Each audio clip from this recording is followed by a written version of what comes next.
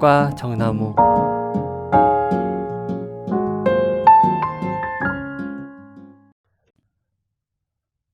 안녕하세요. 책과 정나무 진행하게 된 정나무라고 합니다. 우선 이렇게 만나게 돼서 참 반갑고요. 제가 진행한 팟캐스트가 그렇게 유명한 팟캐스트가 아닌데 이렇게 검색해서 찾아서 들어주셔서 감사드리고요. 음, 제 소개를 하자면 저는 글 쓰면서 살아가려는 사람이고요. 아플 때마다 글을 썼다라는 책을 쓴 작가입니다. 그래서 제가 20대 후반부터 몸이 좀 많이 아팠어요. 그래서 사회생활을 할 수가 없어가지고 집에서 시간을 많이 보냈었는데 뭐 재활치료를 하고 그런다고 해도 이제 남는 시간이 많잖아요. 그래서 내가 그 시간 동안 무엇 할 수 있을까 뭐 고민을 많이 했어요. 그러다가 제가 몸도 많이 아팠지만 몸이 아프기 전에 마음도 좀 많이 병들어 있던 사람이라서 제 마음을 한번 고쳐보자는 그런 생각을 했어요. 그래서 어, 과거를 돌아보면서 글도 많이 쓰고 뭐 심리학에 관련된 책도 읽고 또 다른 책들도 많이 읽고 그러면서 시간 많이 보냈습니다. 그리고 영화도 많이 보고 뭐 독서 모임에 나가서 사람을 만나기도 했고요.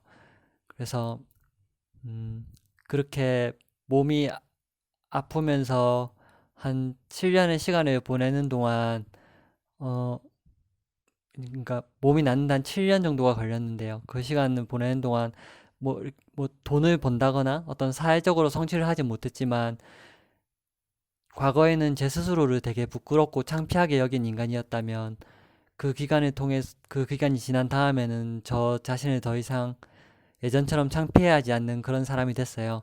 그래서 그게 저한테는 되게 소중한 성취였고, 그래서 제 이야기가 다른 누군가한테 어떤 위안이나 힘이 될 수 있지 않을까? 그런 생각을 가지고 글을 썼고, 그렇게 나온 책이 아플 때마다 글을 썼다라는 책입니다. 그래서 음, 전국 도서관에 있는 곳도 꽤 있을 테니까 한번 시간 나실 때 들러서 한번 빌려보셔도 좋을 것 같습니다. 음, 그 팟캐스트가 참 많은데요.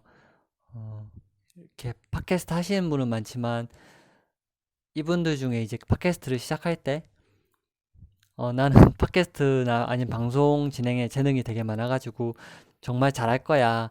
이런 막 자신감 넘쳐서 시작하시는 분은 그렇게 많지는 않을 것 같고 누구나 내가 잘할 수 있을까?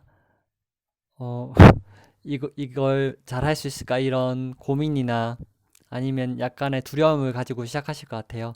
저도 그래서 비슷한 심정이고, 그래서 일단 그냥 시작해보면 어떻게든 되겠지. 그런 마음으로 한번 진행해 볼 생각입니다.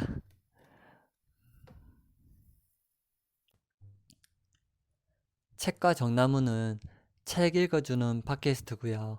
어, 제 필명이 정나무고 책 소개하는 팟캐스트라서 그냥 책과 정나무라고 지어봤습니다. 그, 그, 동화 중에 잭과 콩나무라는 동화가 있잖아요.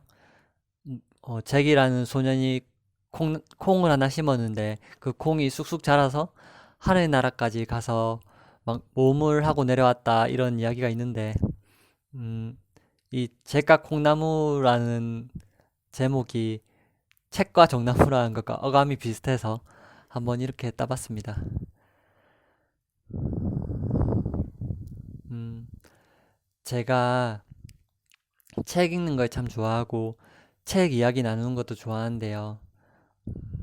제가 살아오면서 간간히 되게 좋은 책들을 만날 수 있었어요.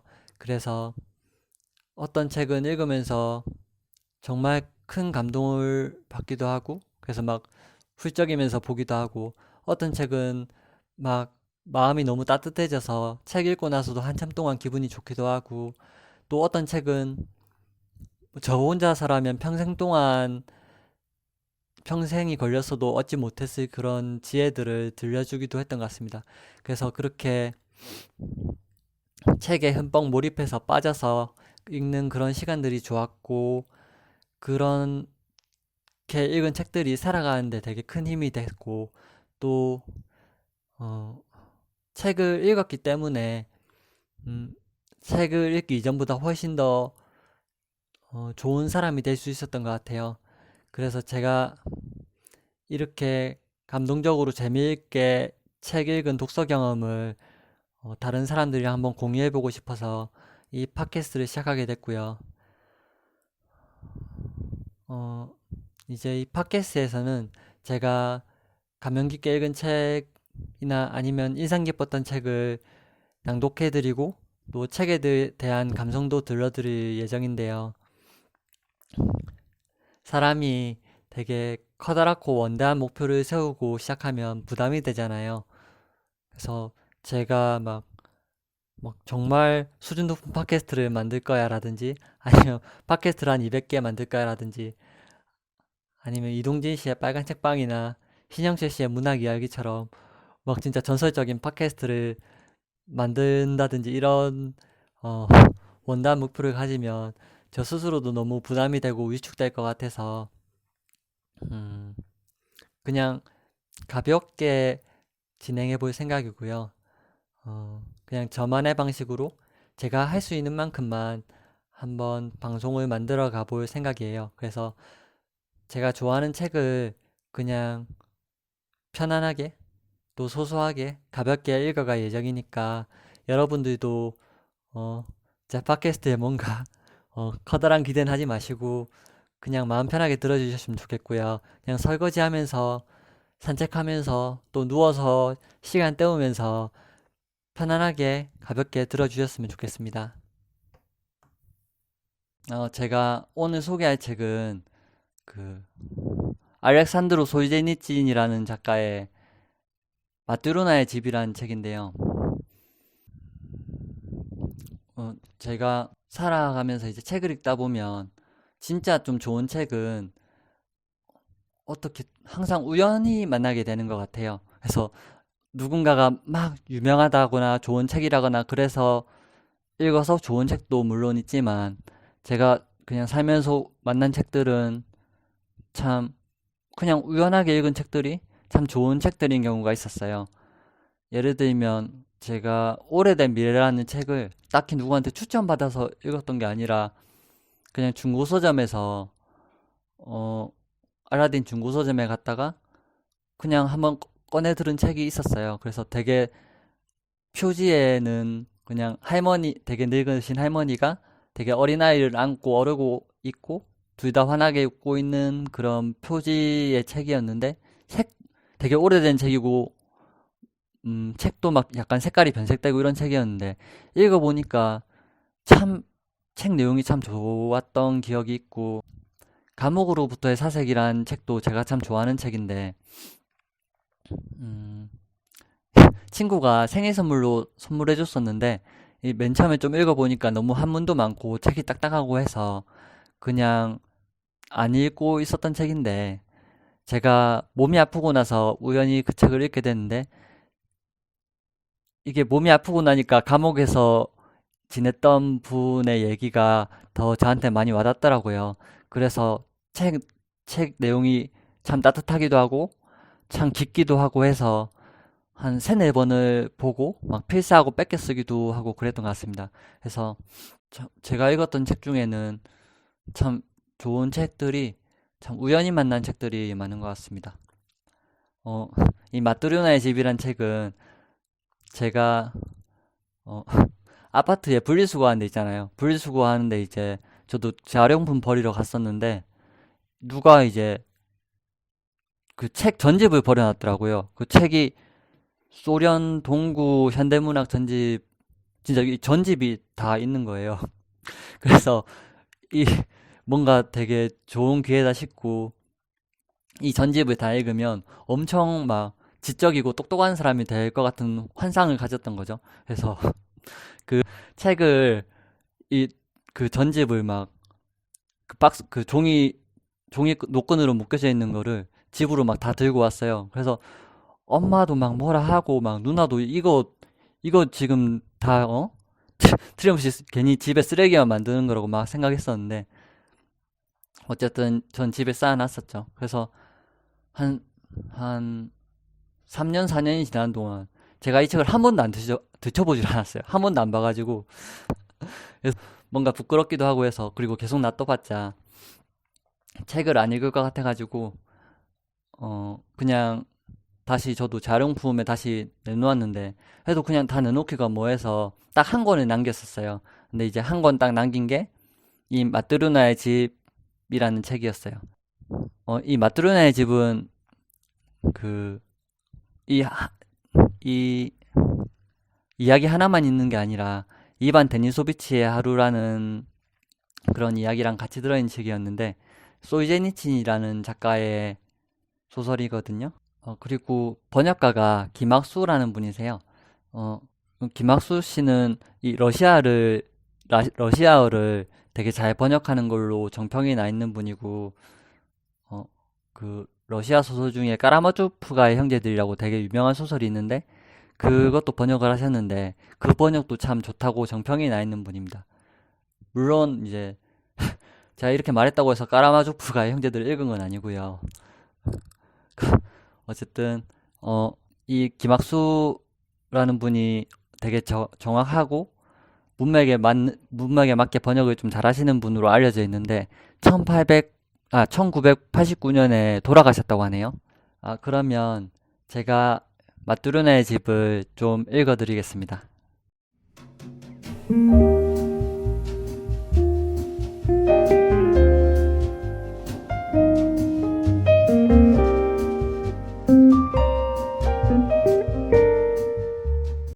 1953년 여름, 먼지투성이의 무더운 사막으로부터 나는 아무런 예정도 없이 그저 무턱대고 러시아로 되돌아왔다.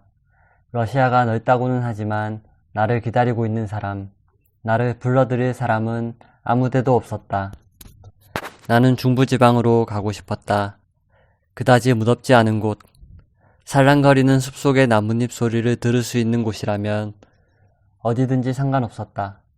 러시아의 내장이라고 할 만한 장소가 어딘가에 존재하고 아직도 살아있다면 그런 곳으로 들어가 파묻히고 싶었던 것이다.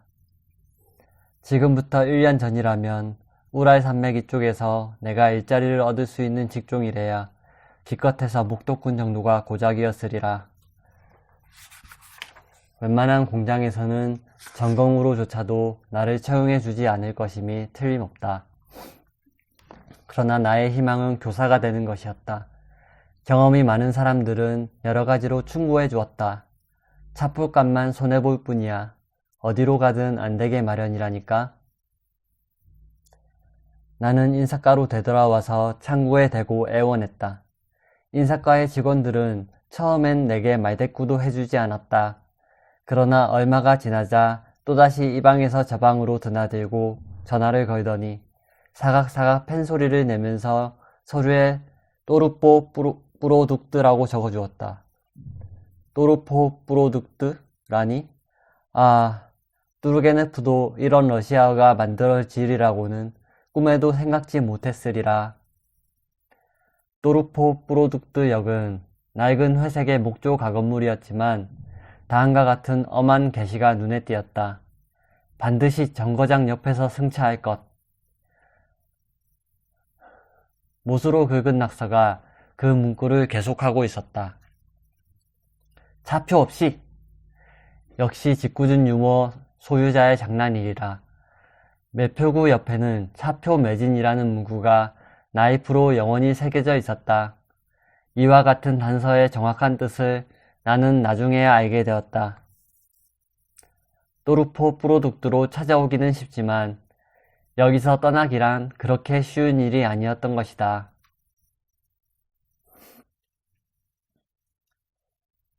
조용한 러시아의 한 구석을 꿈꾼 끝에 나는 이런 곳으로 와버리고 만 것이다. 하긴 이곳으로 오기 전만 해도 나는 사막이 내다배는 점토로 지은 오막살이에 살고 있지 않았던가? 거기서는 매일 밤마다 무척 상쾌한 바람이 불고 별들로 수놓은 청개가 끝없이 머리 위에 뻗어있지 않았던가. 정거장 벤치의 잠자리가 좋지 않았으므로 나는 날이 새 무렵에 또다시 마을로 되돌아갔다. 이번에는 아주 조그만 노천시장이 눈에 띄었다.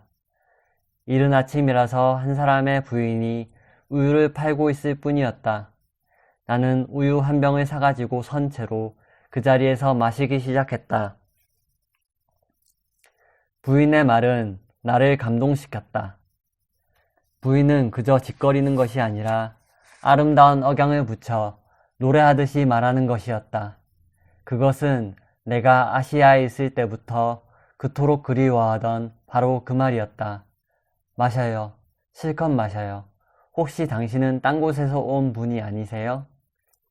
아주머님 댁은 어디시죠? 하고 나는 밝은 표정으로 물었다.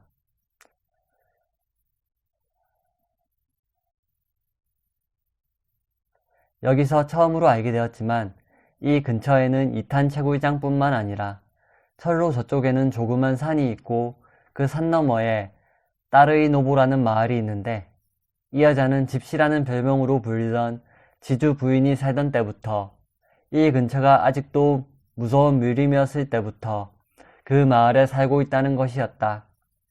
따르이노보 마을 저쪽에는 자스르이치 마을, 오빈치 마을, 스푸드의 마을, 세베르뜨의 마을, 세느찌미로보 마을 등등으로 농촌이 잇따라 있고 철도에서 벗어나 호수지대로 다가감에 따라 점점 숲이 깊어진다는 것이다. 이들 마을의 이름은 산들바람처럼 나의 마음을 누그러뜨렸다. 그들은 옛날에 좋은 러시아를 대변해주고 있었기 때문이다. 그래서 나는 이 새로운 멋에게 시장이 끝나면 따르이노보 마을로 나를 데리고 가서 하숙해줄 만한 집을 물색해줄 수는 없느냐고 부탁했던 것이다. 나는 비교적 조건이 좋은 하숙인인 것 같았다. 학교에서는 하숙비 외에도 겨울철에는 화차 한 대분의 2탄을 약속해주고 있었기 때문이다.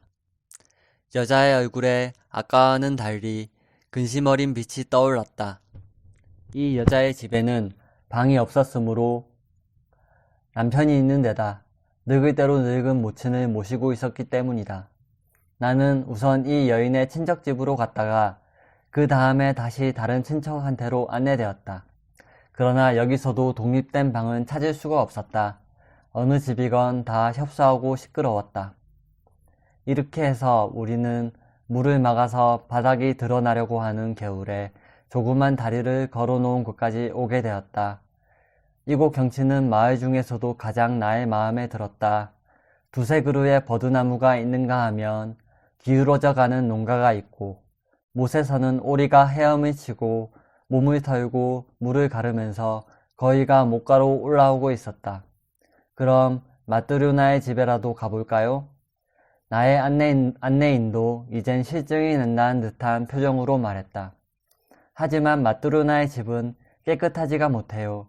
앓고 있기 때문에 지저분하게 널려 있어요. 마뚜르나의 집은 바로 그 옆에 있었다. 햇볕이 잘 들지 않는 쪽을 향해 4개의 창문이 나 있고 판자 지붕은 양쪽으로 경사지고 장식이 달린 다락방에 창문이 있었다. 그러나 판자 지붕은 썩고 바깥 테두리를 두른 제목은 잿빛으로 나 있고 한때 튼튼했으리라 믿어지는 문도 완전히 기울어져 있다. 쪽문에 빗장이 걸려 있었으나 나의 안내인은 노크를 하려고도 하지 않고 다짜고짜 아래로 손을 밀어넣어 빗장을 벗겼다. 그러고 보면 이것은 남의 가축의 침입을 막기 위한 장치에 지나지 않는 것 같다.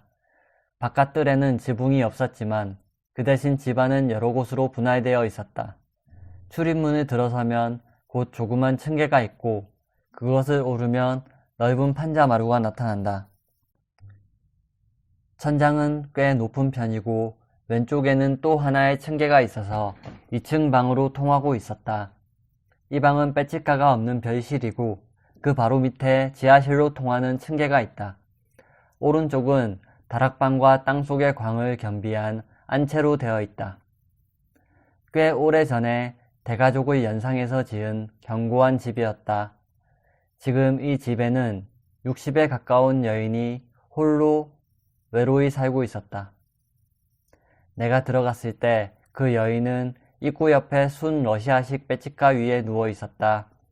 몸에 걸치고 있는 누더기 천은 완전히 검은색으로 변해 있어서 형태조차 구별할 수 없었지만 그래도 이것은 일하는 인간에게 있어서는 귀중한 생활 필수품인 것이다. 넓은 집안, 특히 창문 곁에는 걸상과 벤치들이 여러 개 놓여 있고 무화과 나무를 심은 항아리며 나무통들이 놓여 있었다. 말은 없어도 생명력이 넘치는 이들 식물은 이 집 여주인의 고독을 재워주고 있는 것 같았다.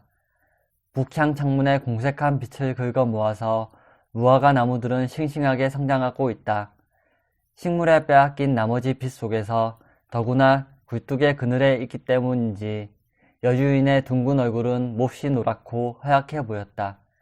눈동자의 빛이 흐린 것으로 보아 여주인은 어지간히 몸이 쇠약해 있는 것 같았다.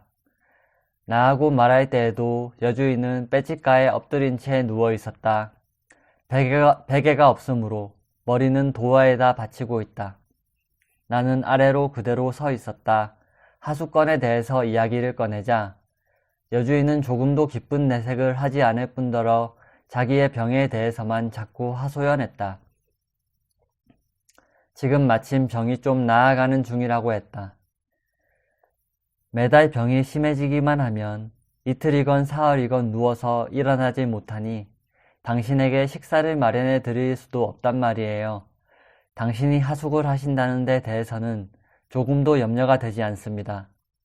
그러고 나서 여주인은 좀 더 살기 좋은 다른 농가를 일일이 손으로 손꼽아 보이면서 그쪽으로 가보라고 말하는 것이었다. 그러나 나는 이미 나 자신의 운명을 느끼고 있었다. 이 어두컴컴한 시골 농가.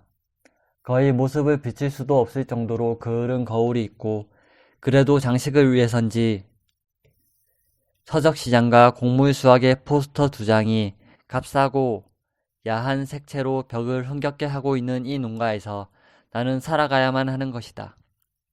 마뚜료나 바시리 예부나는 다시 한번 마을을 돌아봐 달라고 여전히 끈덕지게 고집을 부렸다. 그러나 내가 모습을 나타냈을 때에도 그녀는 오랫동안 뭐라고 투덜대는 것이었다. 제대로 식사 준비도 해드리지 못할 땐데 당신에게 미안해서. 그러면서도 이번에는 자리에서 일어나 나를 맞아주었다. 내가 돌아온 것을 기뻐하는 기색이 그녀의 얼굴에 확연히 나타나 있었다. 하숙비는 학교에서 배급 나올 리탄으로 합의가 이루어졌다. 나중에 안 일이지만 마뜨료나 바실리예브나는 벌써 몇 년 전부터 수입이라고는 한 푼도 없었던 것이다. 그녀는 연금도 받고 있지 않았다. 친척한테서도 원조라고는 거의 없었다. 집단 농장에서 일하는 것도 돈을 위해서가 아니라 몸뚱이를 위해서, 더러운 노동수첩에 노동일 난을 몸뚱이로 메우기 위해서였다. 이렇게 해서 나는 마뜨료나의 집에 하숙을 하게 되었다. 우리는 칸막이로 방을 나누지는 않았다. 마뜨료나의 침상은 문 옆 빼치카 곁에 있고 나는 조립식 휴대용 침대를 창문가에 놓았다. 이 마을에도 전기는 들어와 있었다. 샤뚜라시에서 20년대에 끌어들였다고 한다. 그 당시에는 신문에는 일리치, 레닌을 가리킴을 램프라고 썼고 농군들은 접시 같은 눈을 하고 램프의 황제인걸 하며 떠들어댔다는 것이었다.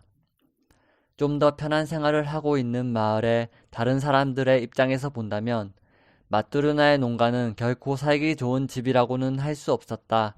그러나 마뚜르나와 나는 그해 가을에서 겨울에 걸쳐 무척 아늑하게 지낼 수 있었다. 이 농가는 아직까지 비가 새지도 않거니와 싸늘한 바람이 불어도 빼치카의 온기는 새벽녘까지 유지되었다. 틈박이 투성이가 된 바깥쪽으로부터 바람이 새어 들어올 때면 특히 빼치카의 고마움이 느껴지는 것이었다. 마뚜르나와 나 이외에도 이 집에는 고양이와 쥐와 바퀴가 살고 있었다. 고양이는 나이도 꽤 먹었지만 그보다는 이 고양이의 특징은 저른발이라는 것이었다. 마뚜르나는 그저 불쌍하다는 생각에서 이 고양이를 주워다가 기르게 된 것 같았다. 걸을 때는 네 발로 걷지만 무척 심하게 다리를 전다. 그것은 이 고양이가 불편하게 한쪽 발을 아끼고 있기 때문이었다. 이를테면 빼치카 위에서 마루로 뛰어내릴 때 마루에 닿는 소리가 다른 고양이처럼 사뿐히 울리지가 않는다. 세 개의 발이 동시에 마루에 닿는 순간 화당 하는 소리가 나서 처음 얼마 동안 나는 그 소리를 들을 때마다 깜짝 놀라곤 했다. 결국 네 번째 발을 소중히 하기 위해서 이 고양이는 다른 세 개의 발을 혹사하고 있었던 것이다.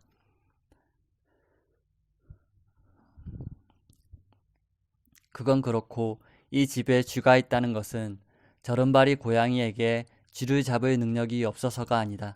이 고양이도 번개처럼 달려가 쥐를 방 한 구석으로 몰아넣은 다음 노획물을 물고 의기양양하게 과시하려 할 때가 있는 것이다. 그런데 쥐가 없어지지 않는 것은 누군가가 그 옛날 아마도 유복했던 시절에 줄무늬가 있는 녹색 벽지를 한 장이 아니라 무려 5장씩이나 이 집 담벽에 발랐다는 것이 그 원인이었다. 5장의 벽지는 종이끼리는 밀착되어 있지만 여기저기 벽으로부터 뜯겨져 결국에는 농가 안쪽에 또 한 장의 벽이 생긴 결과가 되고 만 것이다. 이렇게 해서 생긴 공동을 쥐들은 자유자재로 빠져다닌다. 바스락바스락 철면피한 소음을 내면서 공동을 따라 천장으로까지 기어 올라가곤 한다. 고양이는 분하다는 듯이 그 바스락거리는 행방을 노려보고 있지만 도저히 손을 쓸 수가 없는 것이다. 가끔가다 고양이는 바퀴를 먹을 때도 있었지만 그런 악식은 고양이의 몸에도 변조를 가져오는 것 같았다. 바퀴들이 범접하지 않는 유일한 곳은 빼치카와 부엌을 안채로부터 격리시키고 있는 칸막이 벽의 선이었다. 그 선을 넘어서 안채로 들어오는 일은 결코 없었다. 그 대신 밤마다 부엌을 들끓고 있는 모습은 가공할 만했다. 밤늦게 내가 물을 마시려고 부엌에 전등을 켜면 마루, 벤치, 벽 할 것 없이 온통 갈색으로 워글거리고 있다. 나는 화학실험실에서 붕사를 얻어다가 그것을 빵가루에 섞어 먹이를 만든 다음 바퀴 퇴치에 달라붙였다. 바퀴의 수요는 얼마간 줄었지만 마뚜르나는 고양이가 독이 든 먹이를 잘못 먹으면 큰일이라고 말한다. 결국 독살 계획은 중지되고 바퀴의 수는 다시 증가되었던 것이다. 매일 밤 마뚜르나가 침상에 들고 내가 책상에 앉아 있을 때면 이따금씩 바스락 소리를 내며 쥐들이 벽지 뒤를 달리고 그 소리를 어무하기라도 하는 듯이 하나로 융합된 바퀴들의 소음이 마치 머나먼 대해원의 파도 소리처럼 끊임없이 칸막이 벽 저쪽에서 들려온다. 그러나 나는 그 소리에 익숙해졌다. 그 소리에는 아무런 악의도 없고 아무런 거짓도 없는 거다. 그 소음은 그들 바퀴의 생활 그 자체가 아니냔 말이다. 그리고 또 포스터에 그려진 철면피한 미녀. 하루 종일 내게 밸런스키, 빤도로프, 그 밖에 여러 가지의 잡다한 책을 들이댄 채 침묵을 지키고 있는 미녀에게도 나는 익숙해졌다. 마뚜르나의 집에 있는 모든 것에 나는 익숙해진 것이다. 마뚜르나는 아침 4시나 5시경에 일어난다. 마뚜르나의 기둥시계는 27년 전에 노동소비조합에서 산 것이다. 이 시계는 언제나 빨리 가기가 일쑤지만 마뚜르나는 한 번도 투정을 한 적이 없었다. 늦게만 가지 않는다면 그쪽이 오히려 아침 일찍 일어나서 좋다고 말한다. 자리에서 빠져나오면 마뚜르나는 칸막이 벽 위에 있는 부엌 전등을 켜고 소리나지 않게 조심하면서 살며시 빼짓가를 짚힌다. 그러고 나서 사냥의 젖을 짜러 가고 마뚜루나의 집을 가축이라고는 뿌리 굽은 더러운 사냥 한 마리뿐이었다. 물을 길러온 다음 주물 냄비를 3개 올려놓고 취사를 시작했다. 냄비 하나는 내 것이고 또 하나는 사냥의 먹이 그릇이다. 사냥에게는 땅 및 광에서 골라온 가장 씨알이 작은 감자를, 자기한테는 조금 더 큰 것을, 나한테는 달걀 정도로 큰 것을 삶아준다. 마뚜루나의 밭은 모래 땅인데다가 전쟁 전부터 비료를 주지 않고 매년 계속해서 감자만 심어왔기 때문에 그보다 더 큰 감자는 얻을래야 얻을 수가 없다. 아침을 준비하는 이런 소리를 나는 거의 듣지를 못한다.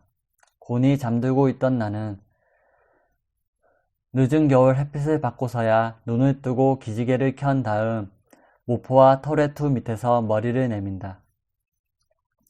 모포와 털외투, 거기다가 수용소 시절에 입던 솜이 든 동복을 발에 얹고 몸뚱이 밑에는 짚을 가득 넣은 자루. 이것만 있으면 허술한 유리창을 통해서 사나운 북쪽 한파가 침입해 들어오는 밤일지라도 침상에 온기를 잃을 염려는 없다. 칸막이 벽 뒤에서 조심스러운 소리가 들려오면 나는 언제나 원기 있게 소리친다. 안녕히 주무셨어요. 마뚜루나 바실리예브나. 그러면 언제나 똑같은 대답, 정다운 느낌을 주는 대답이 칸막이 벽 저쪽에서 울려온다. 말의 시작은 흡사 옛날 이야기의 노래처럼 온정이 깃든 나직한 중얼거림이다. 저런 벌써 깼구먼 그래? 그러고는 이윽고 자, 아침이 준비됐어요. 마뚜루나는 아침 식사에 무엇이 나온다고 결코 말하지 않는다. 말하지 않아도 간단히 추측할 수 있기 때문이다. 어차피 껍질을 벗기지 않은 감자죽이거나 까루돈, 마분지 스프이거나 고장 사람들은 이렇게 말한다. 아니면 보리가루가 든 스프이기 마련이다. 다른 곡식가루는 또르포 프로둑트 거리에서 올해는 살 수가 없었다. 보리가루도 돼지 사료로서는 가장 값이 싼 관계로 모두들 자루로 사가기 때문에 좀채로 손에 넣기가 힘들다. 이런 요리에는 언제나 적당한 염분이 들어있지 않다. 그뿐더러 가끔 타오기까지 했다. 먹은 후에는 위턱이며 잇몸이 엉망이 되고 반드시 가슴 아리를 하곤 했다. 그러나 그것은 마뚜루나의 죄는 아니었다. 또르포 프로둑트 거리에서는 버터와 마가린이 부족해서 자유로이 살 수 있는 것은 합성유뿐이었다. 게다가 순 러시아식 빼찌까는 내가 보는 한 요리에서는 적합지가 않다. 냄비를 괴는 장소가 조리를 하는 사람으로부터 보이지 않는 곳에 있고 냄비를 가열시키는 데 있어서도 방향에 따라 고르지가 않다. 그러나 그 대신 아침에 한 변 지펴놓기만 하면 가축용 먹이나 물을 그리고 사람이 먹을 음식이나 음료수를 하루 종일 따스하게 보존해 둘 수가 있고 잘 때도 따스하다. 아마 그렇기 때문에 이 페치카라는 것은 석기시대로부터 우리들의 조상에 이르기까지 오랫동안 계승되어 내려오며 사용되어 왔는지도 모른다.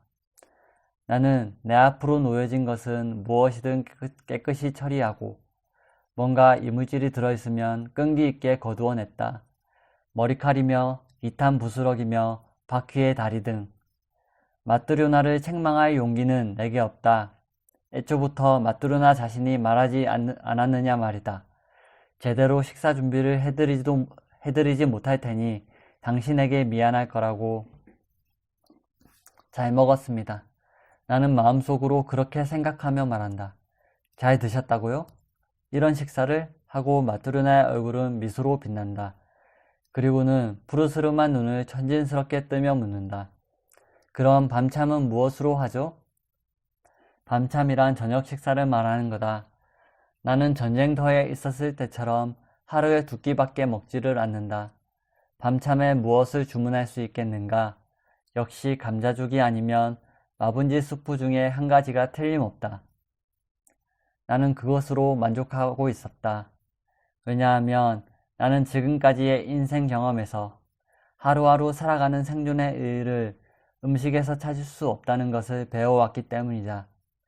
그것보다는 마트로나의 둥근 얼굴에 감도는 미소 쪽이 내게는 더욱 귀중했다. 그 미소를 사진에 담으려고 무척 애를 썼지만 언제나 그 시도는 실패로 돌아갔다. 싸늘한 렌즈를 돌리기만 하면 마트로나의 표정은 부자연스러워지든가 아니면 이상할 정도로 근엄해지기 때문이다. 그러나 단 한 번 마트로나가 창밖에 무엇인가를 바라보며 미소 짓고 있는 모습을 카메라에 담을 수는 있었다.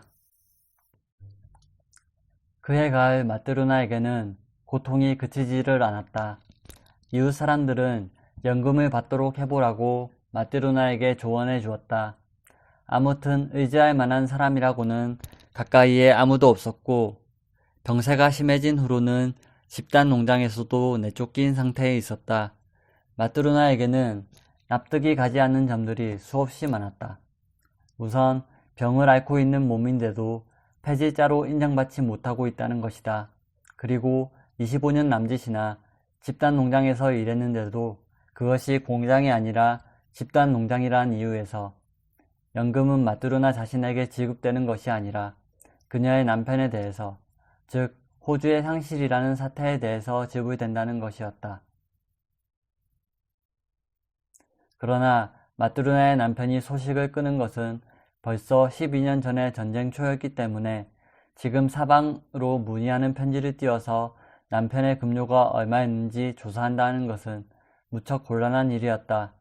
귀찮은 수속 절차를 예로 든다면 우선 그런 문의를 해야만 했고 그 결과가 어떻든 간에 남편의 수입이 이를테면 월 300루블이라는 식으로 서류에 앞뒤를 끼워 맞추어야만 한다. 그 다음에는 마트로나가 현재 혼자 살고 있으며 어느 누구의 원조도 받고 있지 않다는 것을 증명받아야 한다. 그리고 나서 연령을 기입한다. 이렇게 모든 서류를 갖춘 다음 사회보장가로 가지고 간다. 그러나 서식이 틀렸다고 해서 다시 가지고 돌아온다. 틀린 곳을 고친 다음 다시 가져간다. 그리고 맨 나중에는 연금의 허가가 내렸는지를 알아보기 위해 일부러 다시 물으러 가야 하는 것이다. 이런 수속을 더욱 복잡하게 하는 것은 따리노보 마을의 사회보장가가 마트로나의 집에서 동쪽으로 20km나 되는 거리에 있고 마을 관청이 서쪽으로 10km, 불악 출장소도 북쪽으로 걸어서 1시간이나 되는 거리에 있다는 사실이었다. 마트로나의 사소한 구두점이나 동그라미의 잘못 때문에 이런 관청에서 저런 관청으로 거의 2달 동안이나 싸돌아 다녀야 했다. 한 관청에 다녀오기만 해도 하루 품이 걸렸다. 마을 관청에 가면 오늘은 서기가 없다고 한다. 농촌에서는 흔히 있는 일이지만 일단 없다고 하면 그날은 도저히 만날 수가 없는 것이다. 그래서 이튿날 다시 찾아간다. 이번에는 서기는 있지만 도장이 없다. 다시 다음 날에 간다. 그리고 나흘째 또 가지 않으면 안 되는 것은 관청 측에서 도시안 때문에 딴 서류에 서명을 해버리고 진짜 서류는 마트로나가 핀으로 꽂아 한꺼번에 챙겨가지고 돌아갔기 때문이다. 왜 이렇게 고통을 받아야 하는 걸까? 이그나치치. 관청에서 헛걸음을 치고 돌아왔을 때 마트로나는 언제나 내게 이렇게 말하곤 했다. 이젠 녹초가 됐어. 그러나 마트로나의 이마는 언제까지나 찌푸려 있지는 않았다. 난 이 여성이 좋은 정신 상태를 되찾는 확실한 방법을 몸에 지니고 있다는 것을 알고 있었다. 다시 말해서 그녀는 일을 하는 것이다. 금방 시름에 잠겨 있다가도 어느새 삽을 들고 감자를 캐러 간다. 어떤 때는 자루를 겨드랑이에 끼고 이탄을 주우러 가기도 하고 또 어떤 때는 숲이 광주리를 들고 멀리 떨어진 숲속으로 딸기를 따러 가기도 한다. 그리고 관청의 데스크가 아니라 무성한 숲을 향해 허리를 굽히고 중하에 등이 구부러져 돌아오는 마트로나는 이미 맑게 개인 만족스러운 표정이어서 평상시에 그 선량한 미소를 되찾고 있는 것이었다. 오늘은 편했어요. 이그나치치. 좋은 장소를 발견했거든요. 이탄을 주워왔을 때 마트르나는 이렇게 말했다. 굉장히 좋은 장소여서 마음대로 골라잡을 수도 있고 얼마든지 주울 수도 있었다우. 마뚜르나 바실리예브나, 제 2탄을 가지고는 모자랍니까? 한 차분이나 되는데. 휴, 당신의 2탄 말인가요? 잘하려면 아직도 멀었어요. 이곳 겨울로 말하자면 그야말로 격투와 다름없으니까요. 아무리 때로 모아도 틈바귀로 들어오는 통풍이 심해서 작년에도 얼마나 2탄을 긁어 모았던지 아마 새 차분은 될 거야. 하지만 윗사람들이 시끄럽게 굴어서 이 마을 여자 한 사람이 재판에 걸렸지 뭐유? 그렇다. 그건 사실이었다. 벌써 겨울의 무서운 입김이 느껴지기 시작할 때가 된 것이다. 주위는 숲천지인데도 연료를 구할 장소가 없다는 것은 어째서일까? 근처의 늪에서는 굴착기가 지저대고 있지만 이 부근의 주민들은 2탄을 살 수가 없었다. 높은 사람과 그들의 신복 부하한테로 운반될 뿐이다. 교사나 의사, 공장 노동자들한테 트럭으로 운송될 뿐이다. 따르이 노부의 주민들에게는 연료의 할당이 전혀 없었고 그것을 요구하는 것도 허용되지 않았다. 집단 농장의 의장은 이 마을을 돌아다니면서 모든 사람의 표정을 살피는 듯이 여러 가지 듣기 좋은 말을 늘어놓지만 연료에 대해서만은 결코 말하지 않는다. 그것은 의장 자신이 연료를 듬뿍 저축해 두고 있기 때문이다. 어쨌든 겨울은 점점 다가오고 있었다. 그래서 하는 수 없이 옛날 지주의 숲에서 나무를 훔쳤듯이 지금은 국영 기업의 2탄을 긁어오는 것이었다. 여자들은 담력을 기르기 위해서 5사람씩 10사람씩 떼를 진다. 그리고 주간에 행동한다. 여름에 캐낸 2탄은 사방에 쌓아 올려진 채 건조를 위해 방치되고 있다. 캐낸 곳을 수송할 수 없다는 것은 2탄의 좋은 점이다. 적어도 가을까지 교통이 두절되지 않는 한 눈이 올 때까지 건조시키지 않으면 안 된다. 이 사이에 여자들의 활약이 시작된다. 자루로 한 번에 나를 수 있는 양은 축축한 2탄 덩어리라면 6개, 마른 것이라면 10개 정도다. 이렇게 해서 3km 남짓한 거리를 운반해온 부대에 무게는 8관 정도가 만 일주야의 연료가 된다. 그러나 겨울은 200일이나 계속되는 것이다. 연료를 떨어뜨릴 수는 없다. 아침에는 러시아식 빼집가에 불을 지피고 밤에는 네덜란드식 난로를 뗀다. 갱부는 그래도 나은 편이지 하고 마뚜르나는 눈에 보이지 않는 상대방에게 화를 내며 말하는 것이었다. 말이 없어지고부터는 무엇이든 다 짊어지게 됐으니 짊어지지 않는 거라곤 하나도 없거든. 등이 펴질 사이가 어디 있어야 말이지. 겨울엔 썰매 대신 여름엔 집마차 대신에 연료를 나르니 말씀이야. 정말이지 이게 무슨 꼴이람. 여자들은 하루에도 몇 번씩 훔치러 갔다. 운수가 좋은 날이면 마뚜르나는 6부대까지도 날라오기도 한다. 그리고 내가 가져온 공인된 2탄은 보란듯이 쌓아 올리고 자기가 운반해온 것은 마루판자 밑에 감추고 매일 밤마다 그 입구를 판자로 막아버리는 것이었다. 적이 눈치를 챘다 해도 이마에 땀을 닦아내면서 마뚜르나는 미소를 지었다. 이렇게 해두면 절대로 발견될 염려는 없거든. 국영기업 측에서는 어떻게 손을 써야 좋을까? 그 넓은 늪 전체에 경비원을 배치할 만큼의 인원 할당은 없다. 처음에는 보고서에 채굴량을 듬뿍 기입해 두었다가 나중에는 탄 찌꺼기며 비탓으로 돌려 채굴량을 줄이고 말리라. 이따금 발작적으로 순찰을 강화해서 마을 입구에서 여자들을 체포할 때가 있다. 여자들은 부대를 내동댕이 치고 사방팔방으로 도망친다. 때로는 밀고를 받은 당국이 농가를 급습해서 규정량 이외의 2탄에 대해서 조서를 꾸미고 재판에 넘기겠다고 위협을 하기도 한다.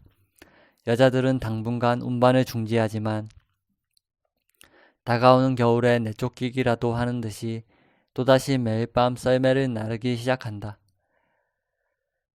마뚜르나를 가까이서 관찰해서 안 일이지만 취사나 그 밖의 가사를 돌보는 한편 이 여자에게는 매일처럼 뭔가 적지 않은 양의 일거리가 있고 또 그런 일들의 순서가 머릿속에 정확히 정돈되어 있어서 아침에 눈을 뜨자마자 오늘은 무엇을 해야 하는가를 분명히 아는 것 같았다.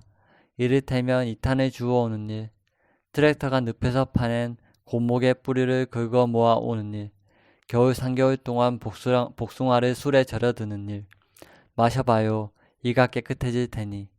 이그나찌찌 하고 내게 권하는 것이었다.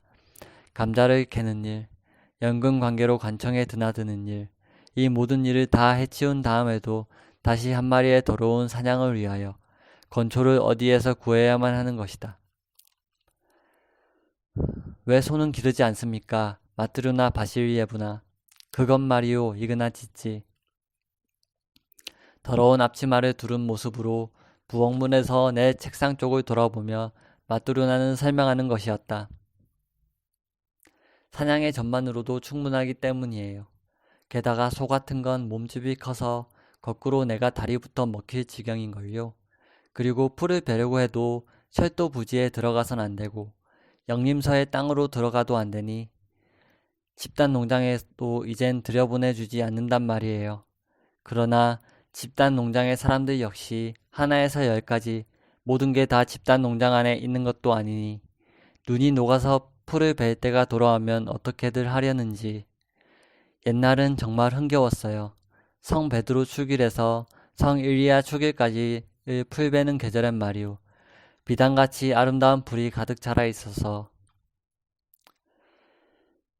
이런 이유에서 빈약한 사냥 한 마리를 위해 건초를 마련하는 것만 해도 현재의 마트르나로서는 큰일이었던 것이다. 아침 일찍부터 자루를 짊어지고 낫을 들고 마트르나는 집을 나선다. 늪의 샛길이며 강변 그리고 조그만 섬에서 기억을 더듬어가며 좋은 풀이 자란 곳을 찾아낸다. 풀을 넣어온 자루는 풀이 마를 때쯤 되면 그대로 건초를 쑤셔넣는 부대로 이용된다. 이곳 집단 농장의 의장은 최근에 거리에서 파견되어 온 새 얼굴이었지만 그는 최초의 사업으로 폐질자의 사유지를 삭감하는 일을 해치웠다. 마트르나에게는 1500평방미터의 사지를 남겨주고 몰수된 1000평방미터의 울타리 밖에서 잠자고 있다. 그렇지만 일손이 모자라거나 농장의 여자들이 완강히 일을 거절할 때 의장의 마누라는 마트르나의 집으로 찾아오는 것이었다. 도해지 스타일의 민첩한 여성인 그 마누라도 짧은 회색 반코트와 매서운 눈초리 탓인지 어딘지 모르게 여자 군인다운 데가 있어 보였다. 그녀는 집 안으로 들어오면 인사도 하지 않고 뚫어질 듯이 마뚜르나를 바라본다. 마뚜르나는 안절부절 못한다. 이봐요, 마뚜르나. 의장의 마누라는 또박또박 끊어지는 어조로 말한다. 집단 농장 일을 좀 거들어줘야겠어요. 내일 마구간에 분유 운반을 하러 좀 와주세요. 마뚜르나의 얼굴에 송구스러운 듯한 미소가 떠오른다. 마치 집단 농장이 자기에게 임금을 지불하지 못하는 것을 의장 마누라를 대신해서 사과라도 하고 있는 듯한 표정이다. 가도 좋긴 하지만 마뚜르나는 느릿느릿 말한다. 전 몸이 편찮아요. 그리고 또 지금은 대개 일을 하고 있지도 않아서. 그리고 곧 성급히 덧붙인다. 몇 시에 가면 되죠? 가이키는 대개 것을 가지고 와주세요. 의장의 마누라는 이렇게 다짐을 주고 요란스럽게 스커트 자락 소리를 내면서 나가버린다. 무슨 말을 하는 거야? 그 뒷모습을 전송하면서 마뚜르나는 입을 삐죽거린다. 가이키는 자기 것을 가지고 오라니 말이야. 집단 농장에는 삽도 갈퀴도 없단 말인가? 우리 집에는 남자 손이라고는 없지만 난 아직까지 누구한테 밭일을 거들어 달란 적은 없었어요. 그리고는 밤새껏 이런 일 저런 일 사색에 잠긴다. 하지만 이그나찌찌, 손을 빌어야 하는 건 당연해요. 비료가 없으면 농작물이 안 되니 말씀이야. 그렇지만 그 사람들의 일하는 꼴이란 정말이지 눈을 뜨곤 볼 수가 없어요. 모두 멍청이 삽에 기대 서서는 빨리 공장에서 12시 사이렌이 울리기만을 기다리고 있단 말이에요. 그러면서도 마치 관청처럼 누가 출근하고 누가 결근했다고 장부에 기입하고 있으니 우리가 일하는 방식은 그런 소리로 신호를 하지 않아도 어느새 점심이다, 저녁이다 하는 식으로 눈 깜짝할 사이에 시간이 가버리는데 말씀이야.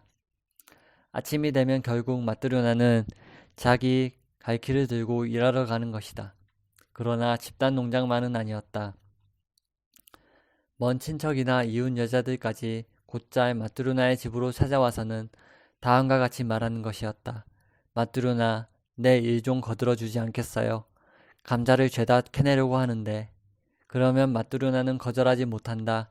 자기 일거리를 미루고서라도 이웃집을 도우러 가고 돌아와서는 조금도 시기하는 빛이 없이 이렇게 말한다. 이그나 찌찌, 그 집 감자는 커요. 감자 캐는 게 재미있어서 일이 끝나는 게 아쉬웠을 정도였어요. 정말이에요. 그리고 또 마뚜라가 없이는 야채밭에 괭이질을 할 수 없었다. 딸이노보 마을의 여자들은 혼자서 밭에 괭이질을 하기보다는 6명이 달라붙어 6군데의 밭을 차례차례 경작하는 쪽이 보다 편하고 능률적이라고 믿고 있는 것 같았다. 그럴 때에도 마뚜르나는 내몰렸다. 당신네들은 마뚜르나에게 일당을 지불하고 있습니까? 나는 언젠가 이렇게 물은 적이 있다. 그분은 돈을 받지 않아요. 강제로라도 지어주곤 있습니다만. 그러고 나서도 번거로운 생각을 하지 않으면 안 되는 것은 사냥 몰입꾼들의 식사 대접을 할 차례가 마뚜르나에게 찾아들었을 때이다.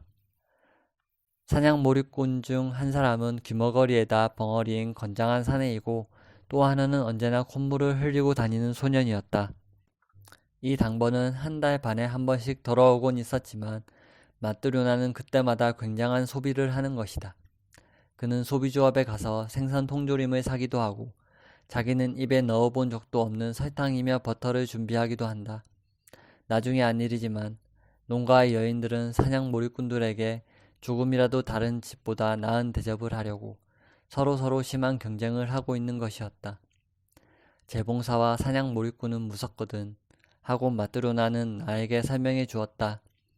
조금이라도 기분을 상하게 하면 온 마을에다가 있는 일 없는 일 나쁜 소문을 마구 퍼뜨리기 때문에.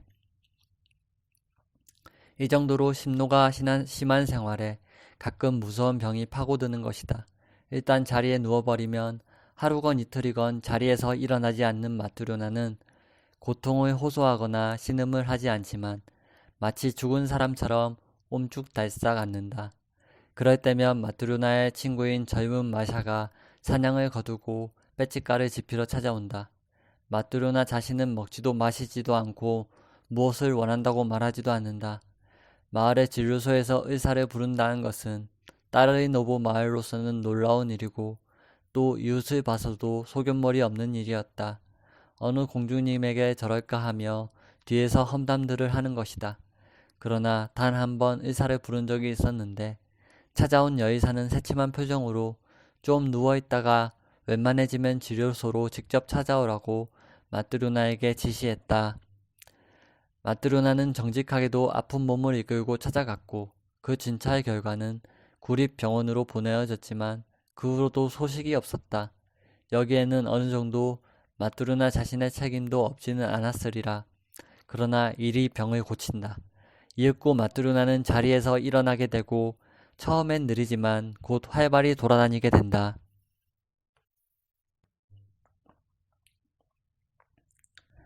말을 주고받는 사이에 생각났지만 예전에 마뚜르나는 이 안토시카라는 아이의 점수를 좀 후하게 주라고 말한 적이 있었다. 나는 그 애가 당신의 친척이냐고 묻지도 않았지만 어쨌든 그 부탁을 거절하고 말았던 것이다.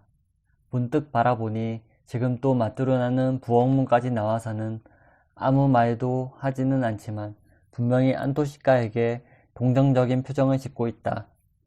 파제이 미로노비치 노인이 앞으로 꼭 엄하게 다루겠다고 약속하고 떠나간 다음 난 마뚜르나에게 물었다. 영문을 모르겠군요. 마뚜르나 바실리예브나. 당신은 왜 또 저 안토시카에게 마음을 쓰시는 거죠? 아주버님의 아들인걸요. 하고 마뚜르나는 무뚝뚝하게 대답하고는 사냥젖을 짜려고 나갔다. 그러고 보면 저 수염이 짙은 참을성 있는 노인은 행방불명이 된 마뚜르나의 남편의 형님이 되는 것이다. 기나긴 밤이 흘러갔다. 마뚜르나는 더 이상 그 화제를 건드리려고 하지 않았다.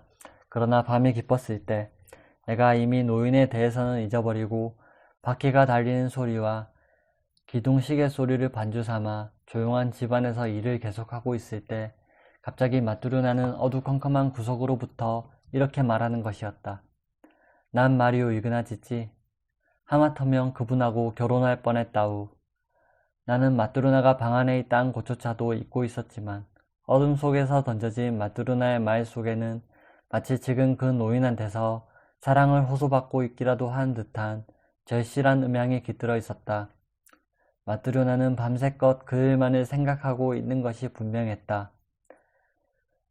남루한 누더기를 깐 침상에서 일어나자 자기의 말을 쫓기라도 하는 듯이 마뚜르나는 나에게로 다가왔다. 나는 몸을 젖히고 이때 처음으로 전혀 새로운 마뚜르나의 모습을 본 것이다. 무화과 나무 두성이의 이 넓은 방에서는 천장에서 비치는 불빛이 없다. 테이블 스탠드의 빛은 나의 노트 언저리만을 비추고 있어서 몸을 돌려 방 안을 둘러보니 장밋빛이 깃든 어스름만 퍼지고 있을 뿐이었다. 그 어스름한 속에 마뚜르나가 나왔다. 그녀의 볼은 언제나처럼 황색이 아니라 장밋빛으로 물들어 있는 것 같았다. 그분이었어요. 맨 처음 나하고 결혼하자고 말한 사람은. 예핀보다도 전이었죠. 그분이 형님이었으니까. 나는 19, 파제이는 23이었을 때예요. 이 집에 살고 있었지요. 파제이와 예핀 두 사람의 집이었으니까요. 두 분의 아버지께서 지은 집이에요. 나는 엉결거려 주위를 둘러보았다. 고색 창연하게 낡아빠진 회색의 집이 쥐들이 달리는 퇴색한 벽지 저쪽으로부터 느닷없이 젊은 모습을 드러낸 것 같이 생각되었다. 아직 이런 식으로 더러움을 타기 전 방금 대패질을 마친 기둥에서 상쾌한 수지 향기를 발산하던 때의 그 모습. 그래서 당신은 그분을, 그래서 어떻게 되었지요? 그의 여름, 그분하고 자주 숲으로 가곤 했어요. 하고 마뚜르나는 속삭였다. 그 근처의 숲은 벌채되어 지금은 양마장이 되고 말았지만 조금 더 있었다면 그분하고 결혼할 뻔했던 거라고 이그나치치. 그런데 독일하고 전쟁이 터져서 파제이는 군대로 끌려가고 만 거죠. 이 말을 듣는 것만으로도 나의 눈앞에는 청색과 백색과 황색의 1914년 7월의 광경이 떠올랐다. 아직도 구름이 흐르는 평화로운 하늘과 수학의 용솟음 치는 사람들. 나는 상상 속에 두 사람의 모습을 그려보았다. 등에 큰 낯을 짊어진 거무육죽한 건장한 사내, 보리다발을 가슴에 안은 보리빨간 여자, 그리고 노래, 야외의 노래, 기계를 사용하게 된 요즘에는 결코 부르지 않는 노래.